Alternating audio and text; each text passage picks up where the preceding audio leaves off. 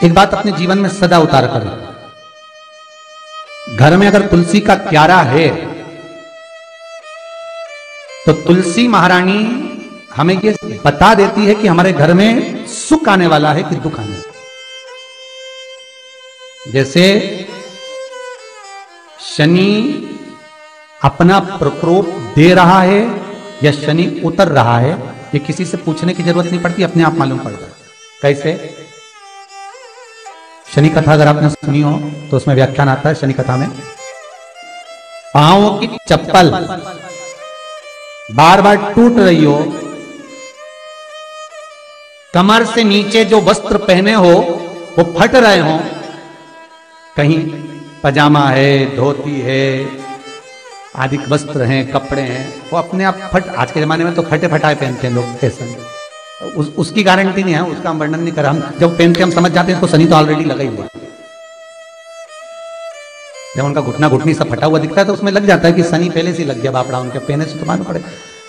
शनि का नियम है, शनि कथा कहती है पांव की चप्पल बार बार टूट रही हो, घिस गई हो, बद्दी टूट रही हो, कुछ कर रही हो, और अगर कमर से नीचे जो वस्त्र पहने हो वो अपने आप फट रहे हो, समझ लेना कि शनि पांव से प्रवेश कर रहा, मतलब अपनी प्रखरता शनि दिखा रहा। किसी मंदिर में गए महाराज और वहां जाने पर चप्पल चली गई तो समझ लेना शनि की कुदृष्टि अब पड़ना बंद होना चालू हो गया। कितना सुंदर कहा है महाराज। जूता चप्पल आज के जमाने में तो फैशन हो गई साहब, घर की चप्पल अलग होती है, बाहर की चप्पल होती है। लोग घर में चप्पल किचन तक में पहन के जाते हैं। अरे पानी ले जाओ सीओर से, रसोई घर में लोग चप्पल पहन कर जाते हैं, जहां भगवान का प्रसाद बन रहा है, जहां अन्नपूर्णा निवास कर रही है, और पूछो तो किचन की चप्पल है तो माथे पे रख लो। तुम अपनी मां को जरूर देखना है एक बार, वो बूढ़ी मां कितनी बार किचन में चप्पल पहन कर गई, मुझे जरूर फोन कर बताना। बूढ़ी मां रसोई घर में आज भी बिना चप्पल के जाती है, और बहुओं की कहीं एड़ी नहीं फट जाए, ठंड नहीं बैठ जाए, इसलिए ये रसोई घर तक में चप्पल पहन कर जाती है। सूर्य नारायण की कथा पढ़ना, शनि महाराज की कथा पढ़ना, और गरुड़ पुराण की कथा पढ़ना, जिन जिन कथाओं का हम व्याख्यान करें उसको पढ़ना जरूर हो। क्या लिखा है? घर के अंदर जब चप्पल जाती है, रोग, बीमारी, कष्ट, तकलीफ चालू हो जाती है।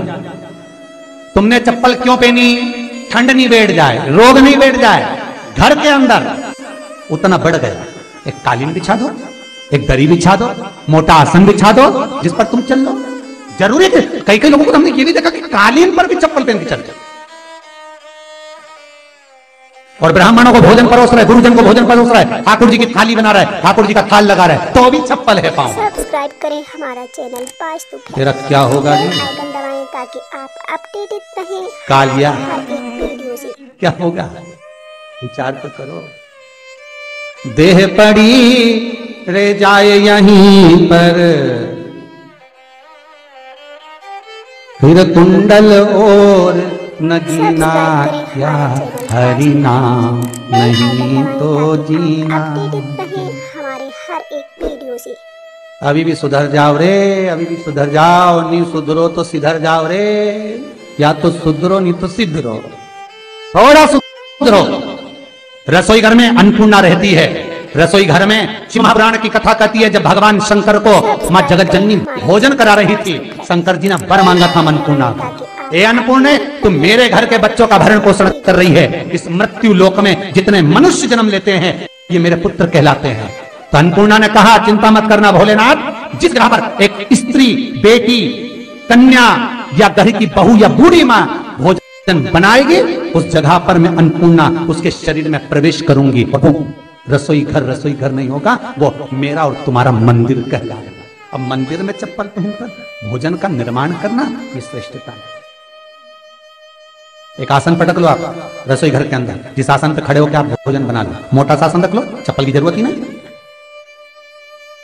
श्रीमद् भागवत कथा कर रही है, तुलसी का मात्र तो शनि अपनी दृष्टि बता देता है।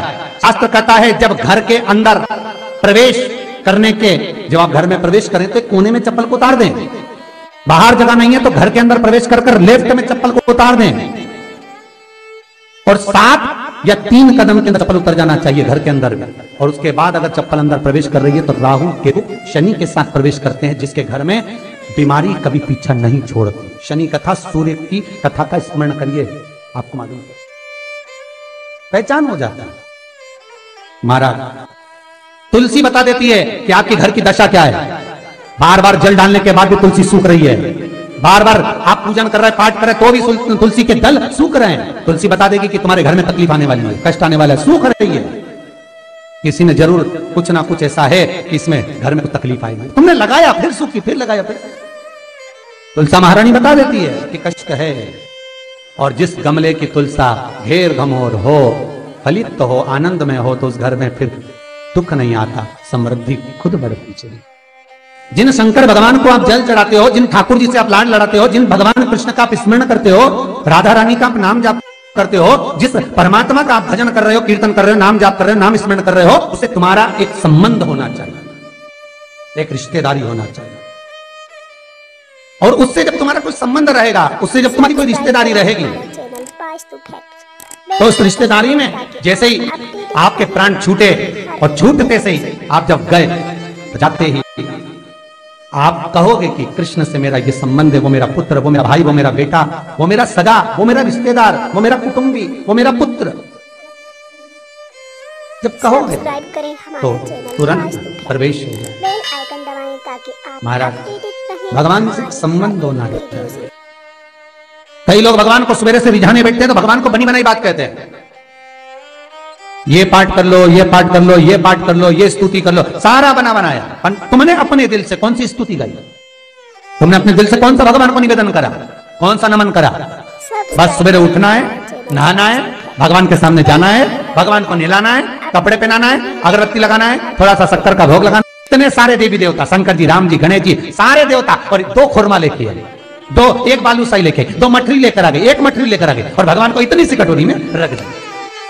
अब बोले, कई लोगों से पूछा, इतनी सी कटोरी में 1 मठरी, 1 खुरमा, और रोज मठरी खुरमा एक साथ नहीं रखती, वो तो आज दिन मठरी का भोग लगा दिया, कल खुरमे का लगाया, परसों गुजिया का, परसों पपड़िया का, तो डब्बे में भरे भराए रखे रख दिया। और 1 लड्डू रोज लगा देगी, इतना बड़ा। तो पूछा, इतना सा लड्डू और इतने सारे भगवान कैसे खाते होंगे? तो क्यों? भाव से। तो हमने कहा, तुम भगवान को क्यों? बहुत दुख है गुरु जी, बहुत तकलीफ है, इतनी तकलीफ, इतना कष्ट है जिसका वर्णन है। इतना बड़ा परिवार, इतना सा पैसा आता है घर में, कहां रहे? तो मैंने कहा, भगवान भी भाव से, जैसे तुम भाव से इतने सारे देवता को इतना सा लड्डू देते हो, भगवान भी तुम्हारे इतने बड़े परिवार में इतना सा धन देता है, भाव से।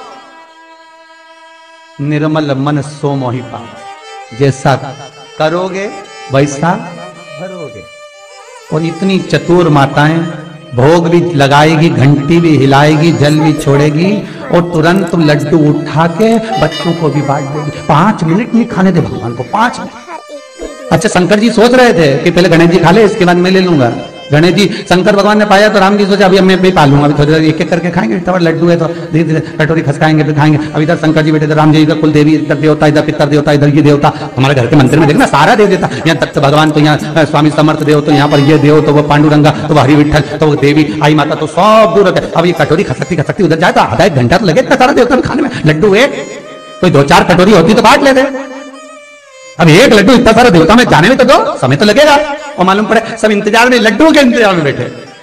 आज तो अच्छा वो मठरी की जगह लड्डू लाई हो, और इतनी देर में आरती कर कुरा के, पानी फेर के, वो तो लड्डू भी ले गई साहब, दिल के अरमा आंसुओं में भेज गए सब तरह की। सब्सक्राइब करें हमारा चैनल वास्तु फैक्ट्स। उसके भाव से रिझा रही भगवान, अपडेटेड रहें हमारे भाव से। तो भगवान से पूछा, इतने प्रेम से रिझा रही है, तुम्हें कैसा लगा? भगवान बोले, भाव को छोड़ो, इसका भा लगे वाह लगे, कैसे रिझा? हे भगवान, खूब प्रेम से रिझाने का प्रयास कर। निवेदन, आज से एक नियम बनाओ, आज से एक निवेदन करूं, एक नियम बनाना कि भगवान को केवल काम जैसा यूज मत करो कि सुबह से उठकर जैसे झाड़ू लगाना है, पोछा लगाना है, रोटी बनाना है, चौके का पोछा लगाना है, बच्चों के कपड़े धोना है, उसी तरह भगवान की सेवा को भी लोगों ने काम जोड़ रखा है कि इतनी बजे उठकर मुझे जाना है, मंदिर में बैठना, अगरबत्ती लगाना, दियाबत्ती लगाना, कुंकू चावल लगाना, स्नान कराना, कपड़े पहनाना और लड्डू रखना, मठरी रखना, भोग लगाना, आरती करना और लेकर। ये भगवान को काम जैसा मत जोड़ो। जैसे घर में कपड़े धोते हो, बर्तन मांजते हो, झाड़ू लगाते हो, रोटी बनाते हो, उसी तरह तुमने भगवान की सेवा को मात्र काम जैसा जोड़ रखा कि मुझे ये करना है, मुझे ये, अर्थात इसको काम नहीं, भगवान की सेवा को दिल से जोड़ो। जितनी देर भगवान के सामने बैठो उतनी देर तुम्हारा दिल लगना चाहिए। हमारे हर एक शिवाय नमस्तुभ्यं। श्री शिवाय नमस्तुभ्यं। श्री शिवाय नमस्तुभ्यं।